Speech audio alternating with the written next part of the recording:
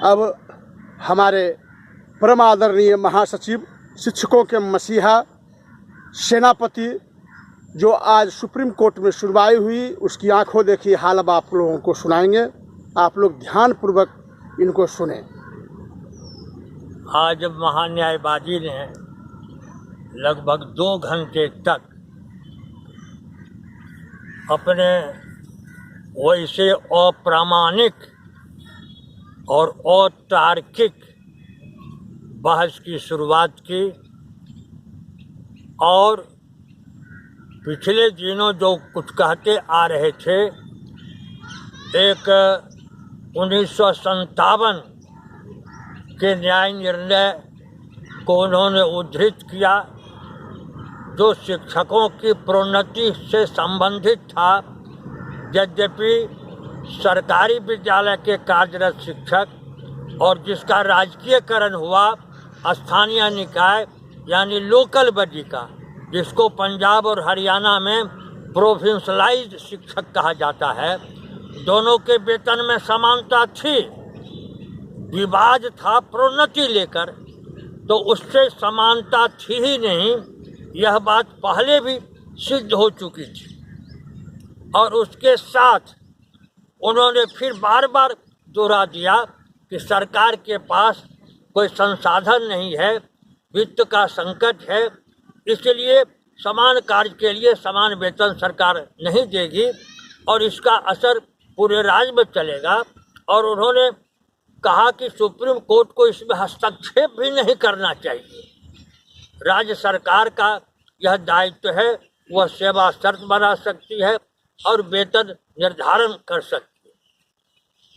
जो ही उनकी बहस समाप्त हुई, वरीय अधिवक्ता, विद्वान और अनुभवी जिन्होंने खुद शिक्षा अधिकार अधिनियम और शिक्षा अधिकार अधिनियम के आधार पर जो नियमावली बनाई और मौलिक अधिकार जो 21A का निर्माण किया, उस आधार पर उन्होंने अटॉर्नी जनरल के कुतर्कों को बेनकाब कर दिया। उन्होंने प्रमाणित कर दिया कपिल सिब्बल साहब ने कि आप बार बार दोहरा रहे हैं लोकल बॉडी के टीचर, लोकल बॉडी के टीचर। बिहार की स्थिति यह है कि कोई भी विद्यालय लोकल बॉडी का नहीं है। कपिल सिब्बल साहब ने और भी फिर जोरदार ढंग से कहा कि मौलिक अधिकार को लागू करने में कहीं भी भारत का संविधान वित्त का बहाना नहीं करता है।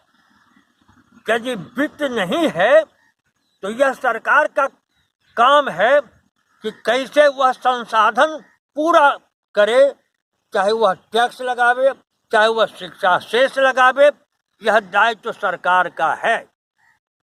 और यह बहाना नहीं हो सकता है कि जैसे प्राण रक्षा का अधिकार है आर्टिकल 21 में, या कहेंगे कि वित्त नहीं है इसीलिए इस देश के नागरिक के प्राण की रक्षा हम नहीं करेंगे, विधि व्यवस्था नहीं करेंगे। शिक्षा मौलिक अधिकार है, यह मैंडेटरी प्रोविजन है, इनको लागू करना पड़ेगा। और इन्होंने गलत उदाहरण जो दे दिया, लोकल बॉडी कह करके, यह व्यवस्था बिहार में नहीं है। बिहार में सभी सरकारी विद्यालय हैं, राजकीयकृत विद्यालय हैं, चाहे प्राथमिक रहे माध्यमिक रहे, सभी शिक्षक सृजित पदों पर अस्थायी तौर पर 60 वर्षों तक कार्यरत रहेंगे। उनकी समान योग्यता है, वे समान कार्य करते हैं और सरकारी विद्यालय में कार्य करते हैं जिसमें पुराने शिक्षक काम कर रहे हैं। इसलिए ये समान कार्य करते हैं, समान वेतनमान के कानूनी तौर पर, संवैधानिक तौर पर ये हकदार हैं। महान्यायवादी के तर्कों का माननीय कपिल सिब्बल साहब ने अपनी विद्वता के आधार पर लगातार खंडन किया और निरुत्तर कर दिया उनको। उसके पहले भी माननीय ललित साहब ने बहस समाप्त करके महान्यायवादी से कहा कि हम आपसे 4-5 प्रश्न करें। जब वे खड़े हुए अपराह्न में तो उन्होंने पूछा, ये जो शिक्षा अधिकार अधिनियम है, इसमें जो कंकरेंट रिस्पॉन्सिबिलिटी है स्टेट और सेंटर की, इसको आप लागू क्यों नहीं कर रहे हैं? 2002 में जो मौलिक अधिकार का अधिनियम बन गया, शिक्षा मौलिक अधिकार जब रूप में अधिनियमित हो गया, तो उस समय से लेकर 8 वर्षों तक आपने इसकी प्रक्रिया पूरी क्यों नहीं की? आप कह रहे हैं कि वेतनमान समान नहीं हो सकता है। बार बार कोर्ट पूछ रहा था उनसे कि आर्टिकल 21 को लागू करने के लिए जो शिक्षा अधिकार अधिनियम का सेक्शन 20 है, उसमें लिखा हुआ है कि इसकी समान योग्यता है। जो एक ही विद्यालय में समान काम करता है, उसको नियमित शिक्षक की भांति ही सेवा शर्त होगी, पेंशन होगा, ग्रेच्युटी होगा और उनका वेतनमान होगा। इसमें कोई भी छूट नहीं है राज्य सरकार को, केंद्र सरकार को।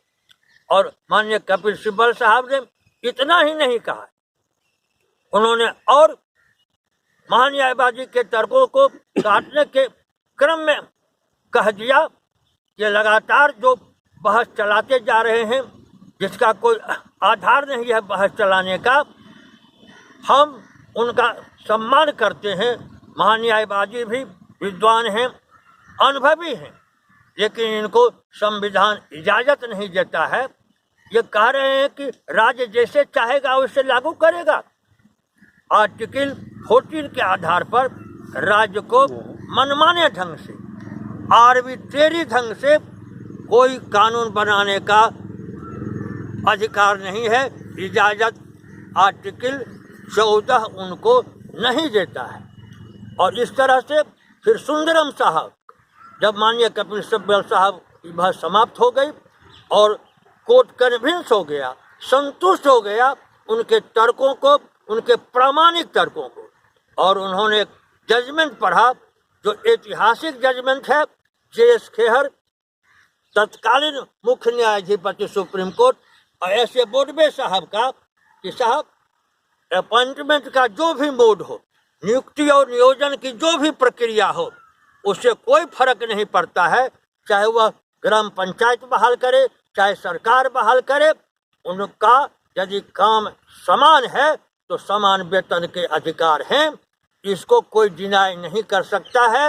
यदि डिनाई आप करते हैं तो यह पीड़ादायक है, यह शोषणकारी है, यह भारत के अनुच्छेद 23 का उल्लंघन है, जिसमें शोषण के विरुद्ध नागरिक का अधिकार है। इसलिए आप शोषण नहीं कर सकते हैं। J.S. खेहर का जो जजमेंट है, उस जजमेंट को पढ़ करके सुना दिया कि हर हालत में समान कार्य के लिए समान वेतन लागू करना होगा। और इतना ही नहीं, पटना उच्च न्यायालय के भी निर्णय को माननीय कपिल सिब्बल साहब और सुंदरम साहब दोनों ने उद्धृत कर दिया कि पटना उच्च न्यायालय ने तो साफ साफ प्रमाण के साथ लिख दिया कि केवल समान कार्य ही नहीं करते हैं, वे भारत निर्वाचन आयोग के द्वारा जो निर्धारित है निर्वाचन का कार्य करते हैं। मतदाता सूची से निर्माण करके आगे की कार्रवाई, उत्तर पुस्तिकाओं का मूल्यांकन, प्रश्नों का चयन, मर्यादन, तमाम कार्य और शिक्षा का गुणात्मक विकास में भी लगे रहते हैं। क्योंकि हमारे ये सभी शिक्षक योग्य हैं। और ये कहना कि कोई परीक्षा इन्होंने नहीं दी, कोई ऐसी परीक्षा जिसमें रिगोरस कंपटीशन हो, कोई प्रतियोगी परीक्षा नहीं। ये 2006 से लेकर 9 तक एनसीटी का तो जो नियम था उसके अनुसार बहाली हुई, और उसके बाद शिक्षक पात्रता परीक्षा का जब उपबंध हुआ तो उत्तीर्ण हो गए। इफिशिएंसी टेस्ट में लिया गया, एडिशनल क्वालिफिकेशन हमारे तमाम शिक्षकों को हो गया। ये बार बार लोक सेवा आयोग से नहीं है, बिहार लोक सेवा आयोग से नहीं है, बार बार महान्यायवादी जो सवाल उठाते हैं यह हास्यास्पद है, यह रेडिकुलस है। इसलिए हम इनको रिजेक्ट करते हैं। और कहा अंत में सुंदरम साहब ने और कपिल सिब्बल साहब ने, यही मौका है, यह ऐतिहासिक क्षण है। यह कोर्ट आदेश करे भारत सरकार को, आदेश करे बिहार सरकार को कि ये शिक्षा के बजट में ये इजाफा करें, बिहार सरकार भी, भारत सरकार भी। और चाहे इनको जितने पैसे की जरूरत हो, ये भारत सरकार के यहाँ जाएं, ये वित्त आयोग के यहाँ जाएं, ये राष्ट्रपति के यहाँ जाएं। और जब उनसे सवाल किया न्यायमूर्ति ललित ने कि साहब इन प्रक्रियाओं का पालन आपने किया, आप वित्त आयोग गए विषमता दूर करवाने के लिए, आप राष्ट्रपति महोदय के पास गए, इसका हमको जवाब दीजिए। वे निरुत्तर रह गए। और फिर बिहार माध्यमिक शिक्षक संघ की ओर से रंजीत बाबू ने भी कहा कि माध्यमिक शिक्षक संघ इससे अलग है आरटीए कानून से। फिर भी जो कुछ भी तर्क दिया अटॉर्नी जनरल ने, सबों का खंडन हम पहले कर चुके हैं। जरूरत होगी तो लिखित और मौखिक सरकारी अधिवक्ता दिनेश द्विवेदी और उसके बाद श्याम दीवान जब बोल रहे हैं तो हम उनके बाद बोलेंगे।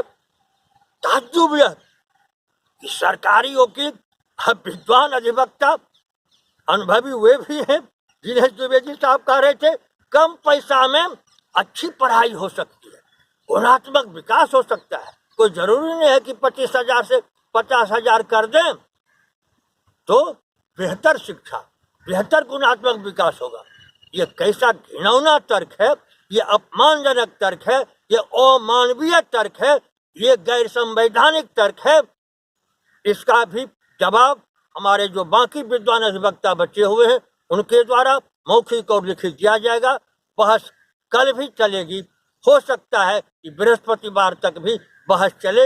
हम आम शिक्षकों से अपील करते हैं कि धैर्य धारण करें। हमारी अग्नि परीक्षा हो रही है, हमारी एकता हमारा संबल है। आपस में उलझे नहीं, एक दूसरे की आलोचना नहीं करें। हमारे साथ दुश्मन की तरह व्यवहार सरकार कर रही है, चाहे भारत की सरकार या बिहार की सरकार। इसलिए दुश्मन को टारगेट बनाना चाहिए, आपस में नहीं उलझना चाहिए। और व्हाट्सएप पर, फेसबुक पर कोई अभद्र भाषा का प्रयोग नहीं करना चाहिए। हमारी प्रार्थना है, हमारी यही अपील है। बिहार के तमाम प्राथमिक से उच्च माध्यमिक शिक्षकों की तरफ से धन्यवाद।